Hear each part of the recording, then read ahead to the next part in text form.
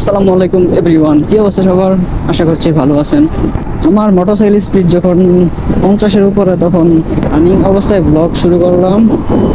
তো এখন সময় হইতেছে আমার মোটরসাইকেলে ঘুরতে 5:05। বর্তমানে মার্কেটে নতুন একটা বাইক লঞ্চ হইলো 250 সিসি, সেটা হইতেছে জিপিএক্স 250, জিপিএক্স আর 250 আর। এই বাইকটা আসলে লঞ্চ হইলো বেশ, ফেসবুকে বেশ পোস্ট অনেক কিছুই মনে করেন যে রিভিউ দেখলাম। বাইকটা আসলে দেখার মতন, কিন্তু এর ভিতরেও কিন্তু আছে।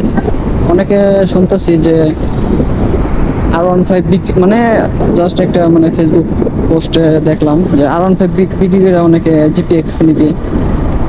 শুধু যে জিপিএক্স, টপ স্পিড ভালোই, ভালো রেডি পিক আপ আছে, দেন সব কিছুই।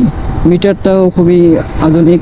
ওটাতে আবার নতুন হইতেছে ই করছে, মানে এর আগে পরে আমি কখনো শুনি নাই যে টায়ার প্রেশার মানে মিটারে শো করে, বা মিটার আর কি চেক করা যায়, মানে দেখা যায় যে আসলে টায়ার প্রেশার কত আছে, ঠিক আছে কিনা।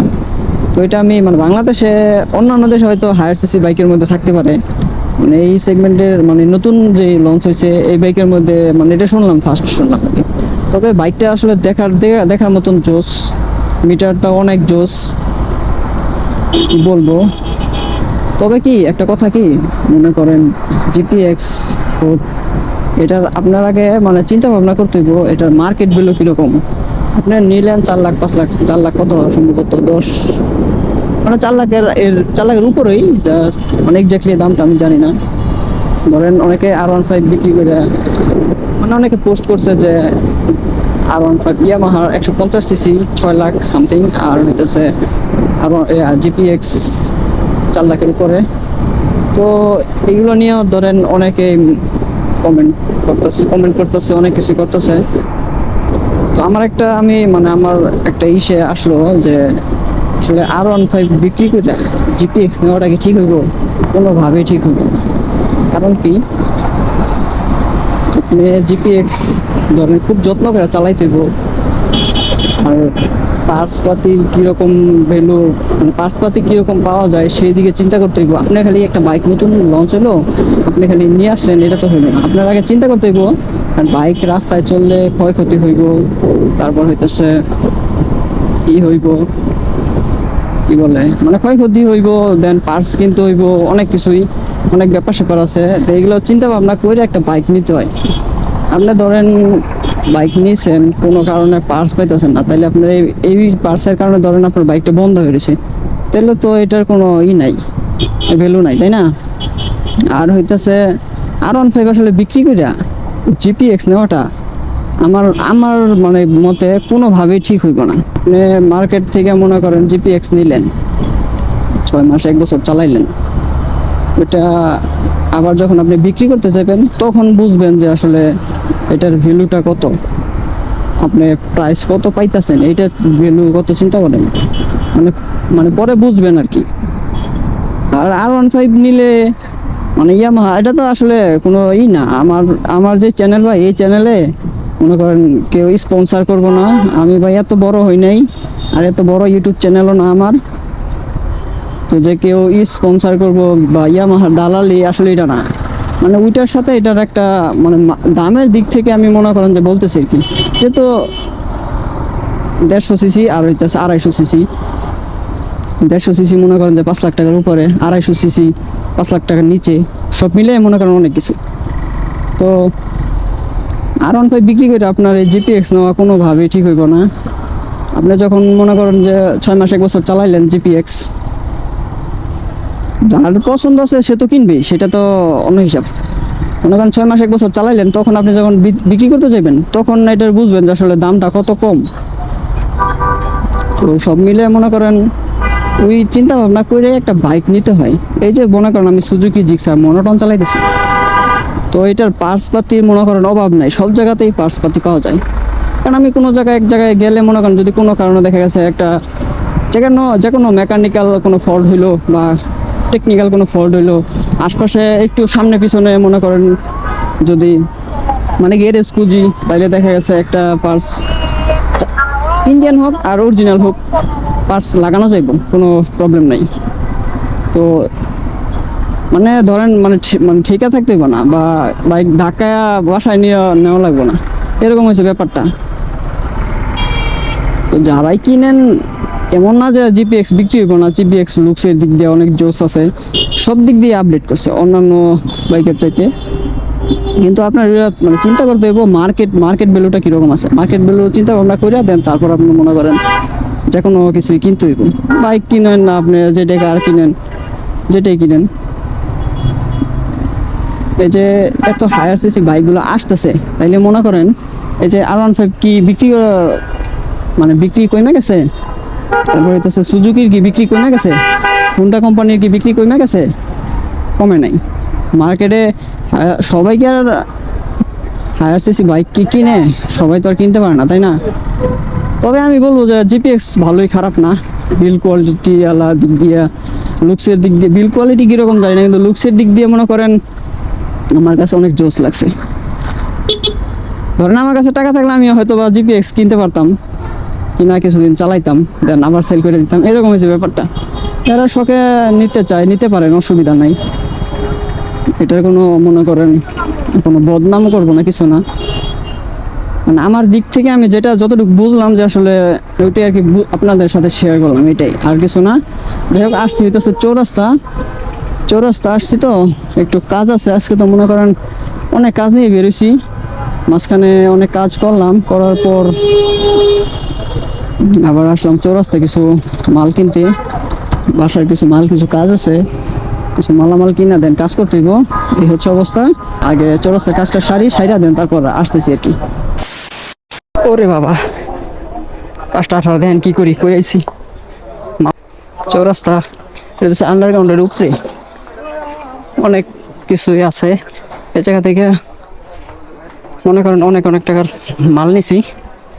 এখন আপাতত ব্যবসা বাণিজ্য বাদ দেওয়া হয়েছে, তো তার জন্য মনে করেন ওরকম আসার প্রয়োজন ছাড়া। ও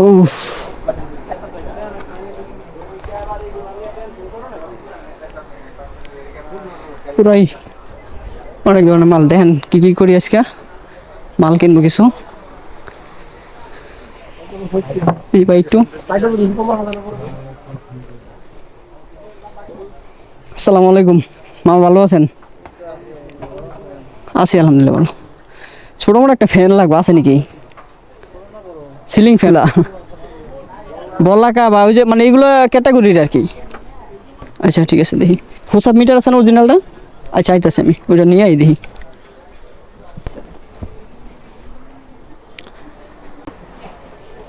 আসসালামু আলাইকুম, ভালো আছেন? একটা ফ্যান লাগছিল, এই বলাকা এটি কত করে? গ্যারান্টি আছে তো না? 3 বছর? সমস্যা নেই, পাবলিকে গ্যারান্টি দিন, এটা নিয়ে যাই। আপনি একটা বান দেন, পাখাটা আলাদা দিলে একটু খালি সুতা দিলে মোটর সাইকেল বাইন্দা নিয়ে যাবো তো।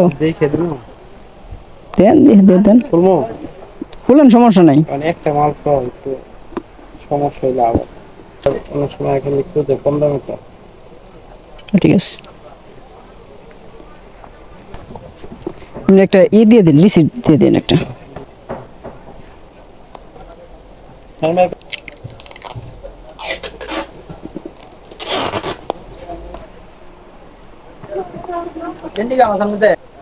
ঠিক আছে,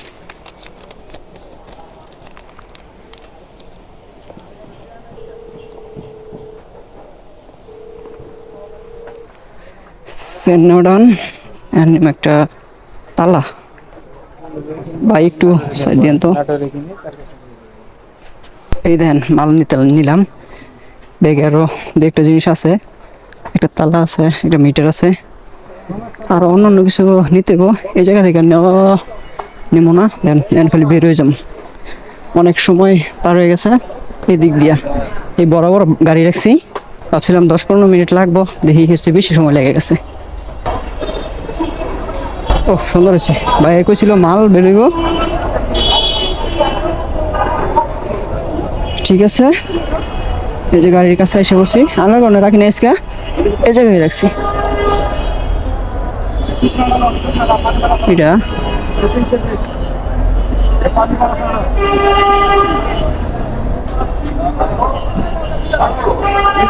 আচ্ছা হেলে বান টান দেয় তারপর বেরোয় একবারে। এখন এখন কাজ মনে করেন সব শেষ, আমি খালি সোজা বাসার দিকে চলে যাবো। বাইকে জায়গায় রাখছিলাম পার্কিংয়ে, চলেন যাই আগাইতে থাকি। বিসমিল্লাহ। অনেক কাজ করলাম রে ভাই, আসলে হয়েছে কি কাজ না করলে তো মনে করেন যে পয়সা আসবে না, তাই না? কাজ করতে হবে, পয়সা ইনকাম করার জন্য কাজ করতে হবে, তা না হলে উপায় নাই। এদিকে কোনো চেকপোস্টে না পড়লে হয়েছে। এই জায়গায় যে জটলা ভাই যা থাকে দেওয়া যায়, চিন্তা ভাবনা করতেছি সামনে দিয়ে ঘুরে যাবো না এই সাইড দিয়ে যাবো। আচ্ছা এই গেঞ্জাম টেঞ্জাম পার হই, তারপরে আসতেছি আবার একবারে।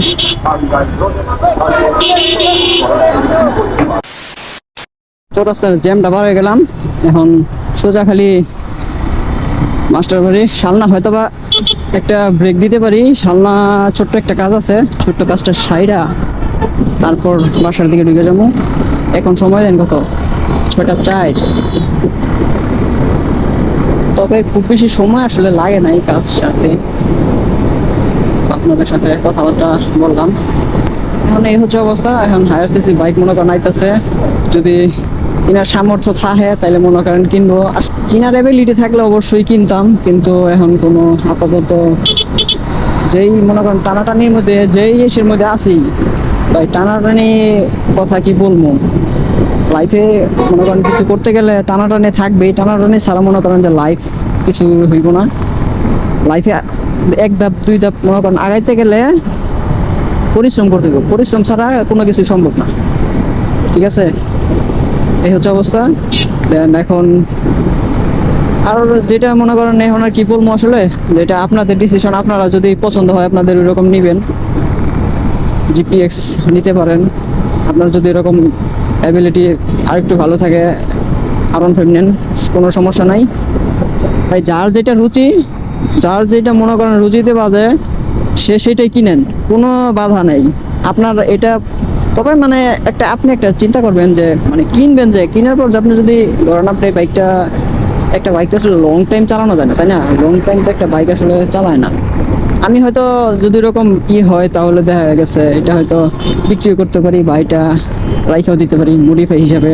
আপনার চিন্তা করতে হইব পার্টস পাতি অ্যাভেলেবেল পাওয়া যায় কিনা, আর চিন্তা করতে হইব আপনার বাইকের মার্কেট ভ্যালু কত। আপনার যদি ভাই বাপের লাখ লাখ টাকা থাকে তাহলে আপনার কোনো চিন্তা করেন না। আপনি মনে করেন এই মাসে একটা বাইক কিনলেন, এই মাসে জিপিএক্স কিনলেন, ওই মাসে মনে করেন R15 BS7 কিনলেন, আপনার টাকা আছে আপনি কিনবেন, কোনো সমস্যা নাই। এটা কোনো ধরা বাঁধার নিয়ম নাই। আর হইতেছে কি একটা প্রচলন চলে যে মনে করেন আমি যে বাইকটা চালাইতেছি, আমি কিন্তু আমার বাইক যে চালাইতেছি আমার খরচের, আমার টাকা দিয়ে কিন্তু আমি বাইক চালাইতেছি, আমার খরচের টাকা। হয়তো অনেকে বলবে যে বাপের টাকায় ফুটানি করে। আচ্ছা বাপের টাকায় ফুটানি করে, ঠিক আছে, বাপের টাকা থাকলে তো ফুটানি করবি, তাই না? ফুটানি বলতে বাইক চালানি এই সেই, এটা কি ফুটানি বলে? তো মনে করেন অনেকে চিন্তা ভাবনা থাকবে যে আসলে বাপের মনে অনেক টাকা আছে, এজন্য ওই বাইক টাইক কত কিছু করে। আসলে আমি যেই পরিবারে জন্মগ্রহণ করছি, মনে করেন মধ্যবিত্ত যারা, তারা তো বুঝে যে আসলে মধ্যবিত্ত যারা, তারা তো আসলে বুঝেই যে মানে লাইফটারে স্ট্রাগল করে একটা পর্যায়ে নিতে কি পরিমাণের পরিশ্রম করতে হয়। মানে একমাত্র নিজের কোনো গাইড পাওয়া যায় না, একমাত্র উপরওয়ালা ছাড়া কোনো কিছুই মানে পাওয়া যায় না। তবে আমার মনে করেন আমার লাইফে আমি অনেক মানুষের সাপোর্ট পাইছি, আল্লাহর রহমতে অনেক মানুষের সাপোর্ট পাইছি, যেটা কি বলে মানে আমার পরিবার থেকেও ধরেন, পরিবার বড় করছে, পরিবার লালন পালন করে বড় করছে। আসলে বাপের যদি এরকম লাখ লাখ টাকা থাকে তাইলে তো মনে করেন দিতে পারবে। এখন যদি 10 টাকা ইনকাম করে যদি 8 টাকা খরচ করে, আবার যদি আমি চাই আরো 5 টাকা, তাহলে 13 টাকা হয়ে যায় না? তাহলে 13 টাকার জায়গায় তাহলে ইনকাম হইতেছে 10 টাকা, আরো এক্সট্রা আরো 3 টাকা, তাহলে কোথা থেকে আসে বোঝেন নাই? এই হচ্ছে অবস্থা। আমি আমার বাপের মানিটা বুঝি, সমস্যা নাই। আমারটা আমি নিজেই চিন্তা ভাবনা করি, আমারটা আমি নিজেই করি, যেটা করার জায়গা। আলহামদুলিল্লাহ অনেক সুখে আছি, অনেক শান্তিতে আছি। সবাই দোয়া করবেন। এই হচ্ছে অবস্থা। তো ছোট্ট একটা কাজ আছে এই জায়গায়, কাজটা সেরে দেন বাসায় চলে যাবো। তাহলে আজকের ভিডিও এই পর্যন্তই। হোপ রাখতেছি ভিডিওটি আপনাদের ভালো লাগছে। যদি ভিডিওটি ভালো লেগে থাকে অবশ্যই একটা লাইক দিয়ে দিবেন। চ্যানেলে নতুন হলে অবশ্যই সাবস্ক্রাইব করে হয়ে যাবেন আমাদের ফ্যামিলি মেম্বার। আর দেখা হচ্ছে নতুন কোনো ভিডিওতে সামনে, আবার যতক্ষণ পরবর্তী ভিডিও নিয়ে আমি না আসতেছি ততক্ষণ ইনশাআল্লাহ আমরা থাকবো ভালো, আমরা থাকবো সুস্থ। সবাই ভালো থাকবেন, সুস্থ থাকবেন। আল্লাহ হাফেজ, আসসালামু আলাইকুম।